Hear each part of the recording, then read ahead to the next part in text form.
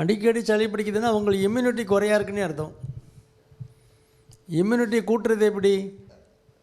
Immune சிஸ்டம்னா ஒரு நிணநீர் ஓட்டங்கள் இருக்கு இல்லையா, அதுதான் இம்யூன் சிஸ்டத்தை கூட்டுறதுக்கு.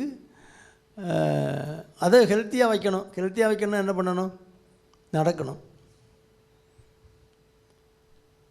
நடக்கும்போது இவன் இம்யூன் நிணநீர் சுரப்பிகள் இந்த கை அக்குள்ள இருக்குது, காலில் எசவில் இருக்குது. நமக்கு காலில் ஒரு புண்ணு வந்து நான் நெறி கட்டுதில்லை, அதுதான் நம்ம நிறைவுபடுத்துதுன்னு அர்த்தம். அந்த நிணநீர் ஓட்டம்னு ஒன்று இருக்குது, அது அங்கங்கே ஸ்டேஷன் இருக்குது. எல்லாமே மிலிட்ரி ஸ்டேஷன் மாதிரி அங்கே இருக்குது. இங்கே டான்சிலும் வந்து மிலிட்ரி ஒரு ஸ்டேஷன் தான், ஒரு லிம்ஃபாய்ட் டிஷ்யூ தான் இது. இங்கே கழுத்து பக்கம் நிறையா இருக்குது, கிளான்ஸ்லாம் இருக்குது. அப்போ கழுத்துக்கெல்லாம் எக்ஸசைஸு அங்கங்கே திருப்புற மாதிரி பண்ணுறது, இப்படி தேய்ச்சி விடுறது. அது அந்த நிணநீர் ஓட்டம் வந்து நீங்கள் ஓடினா தான் அது ஓடும். இதயம் வந்து அங்கே ஒரு பம்ப் இருக்குது. நிணநீர் ஓட்டத்துக்கு பம்பு கிடையாது. நீங்கள் நடந்தீங்கன்னா தான் அந்த பம்பு வேலை செய்யும். அப்போ அது ஹெல்த்தியாக இருக்கணும்னா என்ன பண்ணணும்? நல்லா நடக்கணும். வாக்கிங் போனால் போதும். போனீங்கன்னா அந்த சிஸ்டம் கம்ப்ளீட்டாக எல்லா நிணநீர் ஓட்டங்கள்லாம் நல்லாகி நிணநீர் சுரப்பி நல்லா ஹெல்த்தியாக இருக்கும். நல்ல ஹெல்த்தி ஃபுட்டு, ஃப்ரூட்ஸு, வெஜிடபிள்ஸ் நிறைய சேர்த்துக்கணும் டயட்டில். மாவு பொருளை கொஞ்சம் குறைச்சிக்கணும்.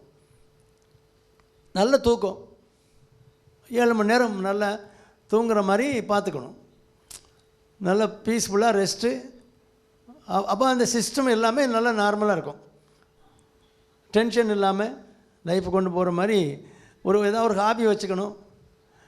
4 மனுஷால பார்க்குற மாதிரி வச்சுக்கணும். மனித உறவுகளும் ரொம்ப முக்கியம்.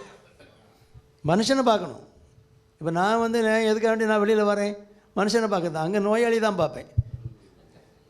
நீங்கள் எங்கேயாவது கம்ப்ளைண்ட் பண்ணுறவன் உங்கள் ஆஃபீஸுக்கு வந்து போகிறவெல்லாம் மனுஷனை கணக்கில் எடுக்கக்கூடாது. அவன் வேறு வேலையாக வரான், ஏதோ ஒரு அவன் அது வேறு இது வேறு.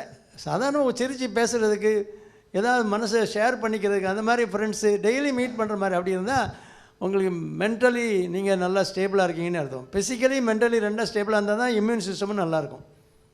சரி, என்ன தான் இம்யூன் சிஸ்டம் நல்லா இருந்தாலும் exposure to the outer world, நீங்கள் டஸ்ட்டு, பொல்யூஷன் அதெல்லாம் போகும்போது ஒரு மாஸ்க் போட்டுக்குங்க. அது கொரோனா காலத்தில் பழகணும்ல, அடிக்கடி சளி பிடிக்குன்னா மாஸ்க் போட்டுக்குங்க. ஒரு மாஸ்க் போடலாம், டபுள் மாஸ்க் கூட போட்டுக்கலாம். டெய்லி ஒரு மாஸ்க் 10 ரூபாய்க்கு தூக்கி தூர போட்டு போயிட வேண்டியதானே. மாஸ்க் மாற்றிக்கிட்டிங்கனாலே உங்களுக்கு அந்த யாராவது ஒரு சளி பிடிச்சவங்க ஒரு இருமுறாங்க தும்முறாங்கனாலே நமக்கு அந்த அந்த கிருமி நம்ம சிஸ்டத்துக்குள்ளே நுழையாது. அப்படி பார்த்துக்கணும்.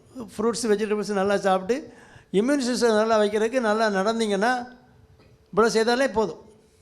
வேறு ஒன்றும் பிரமாதமாக ஒன்றும் செய்ய வேண்டாம். மிளகு சேர்ந்த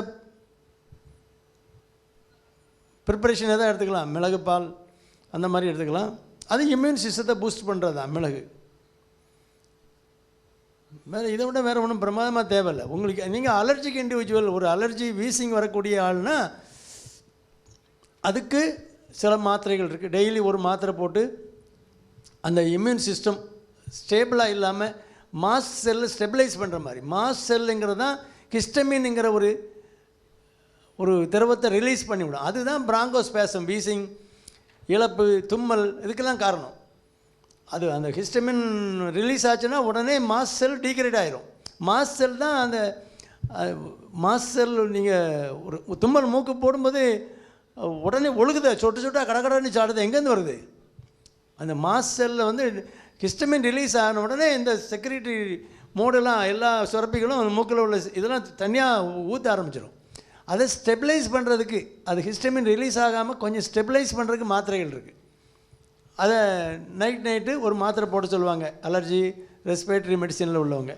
அது ஒன்று போட்டு அதை சப்ரஸ் பண்ணிக்கணும். நீங்கள் அடிக்கடி மற்றவங்களோட வீசிங்கோ உங்களுக்கு ரெஸ்பிரேட்டரி இன்ஃபெக்ஷனோ ஒரு கிருமி தொற்று அதிகமாக வர்றவங்க ஒரு வீசிங் உள்ளுக்குள்ளே கூட ஒரு வீசிங் இருக்கலாம். சிலருக்கு படுத்த உடனே இழப்பு வரும், இருமல் வரும். அப்போ வீசிங் மைண்டாக இருக்காங்கிறத பார்த்து அதுக்கு தகுந்த மாதிரி அந்த மாஸ்ட் செல் அதை ரிலீஸ் பண்ணாமல், ஹிஸ்டமின் ரிலீஸ் பண்ணாமல் ஸ்டெபிலைஸ் பண்ணுறதுக்கு சில மாத்திரைகள், ஒரு மாத்திரை அது லைஃப் லாங்காக கூட போட்டுக்கலாம். சிலர் ஆஸ்மா பேஷண்ட்டு, அலர்ஜிக் ரைனைட்டிஸ், மூக்கு சொட்டு சொட்டாக உழுதில்ல, அந்த மாதிரி உள்ளவங்களாம் வருஷம் போதாக போட வேண்டியிருக்கும். It's perennial allergy. பெரனியல்னால் தாமிரபரணி இஸ் பெரனியல் லிவர் அப்படின்னு அர்த்தம். வருஷம் போதாக தண்ணி ஓடும். இது பெரனியல் அலர்ஜினா வருஷம் போதாக இருக்கும். நீங்கள் வருஷம் போதாக மாத்திரை போடணும். சேஃபான மாத்திரைகள், செடேஷன் இல்லாமல்.